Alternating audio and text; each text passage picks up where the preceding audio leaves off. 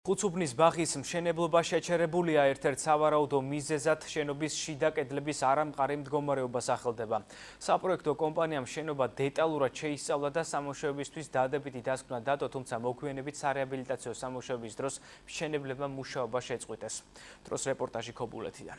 სექტემბერში მთელი სოფელი ელოდებოდა, რომ სადღაც 90-დან 120 ბავშვი იქნებოდა ბავშვთა ბაღში.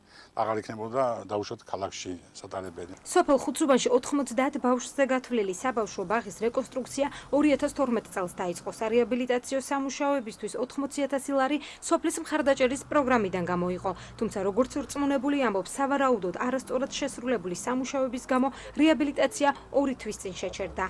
ძირფესვენად იქნა შესწავლილი, რომ უსახურო იყო შენობა, შეიძლება ითქვას 20 წლის განმავლობაში და რამდენად არ იქნებოდა უსაფრთხო რა, რომ ჩატარებულიყო კაპიტალური რემონტი, მაგრამ მერე დასუსტა კედლები რა, რემონტის დაწყებამდე, ბათქაშის ჩამოყრამდე, ბათქაში რო ჩამოიყარა, რა თქმა უნდა შესუსტა კედელი, შემდეგ აღგვევები მოხდა და უკვე საყდენი კედლები რო გამოეცალა, თავისთავად ზემოდან სიმძიმემ თავის გამოიყო.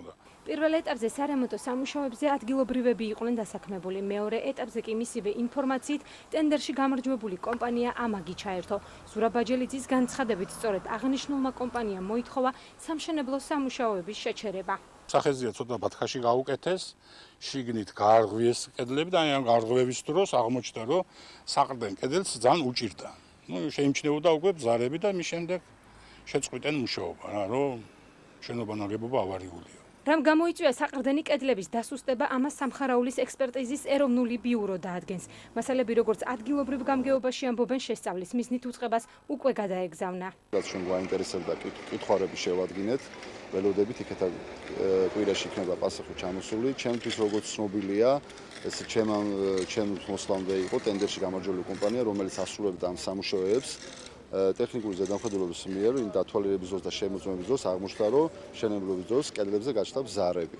თავიდან რატო ეს არ იქნა შესწავლილი, ამას ვერ გეტყვით, იმიტომ რომ ყოველთვის ჯობია, რომ როცა ბავშვებთან გვაქვს ადამიანის სიცოცხლესთან გვაქვს საქმე, ყოველთვის ჯობია, რომ ახალი შენობა აშენდეს. რა არის პრაქტიკულ-თეორიული ის არ არის შემიგამოცილება და ამიტომ სამხარაულის ექსპერტიზა მაგის გულისთვის იყო მოწვეული, რატომ მქონდა შენობა ბზარი. მშენებლობის დაწყების პროცესში საწყისი იყო სადემონტაჟო სამუშაოები რაღაცა გასაკეთებელი.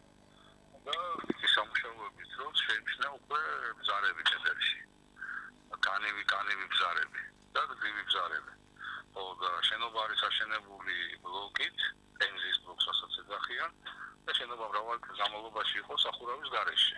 საბოლოოდ დასკვნა რამდენიმე დღეში გახდება ცნობილი. სწორედ ამ დოკუმენტის საფუძველზე გაირკვევა, გაგრძელდება თუ არა სოფელ ხუცუბნის საბავშვო ბაღში სარეაბილიტაციო სამუშაოები, რისთვისაც 450,000 ლარია გამოყოფილი.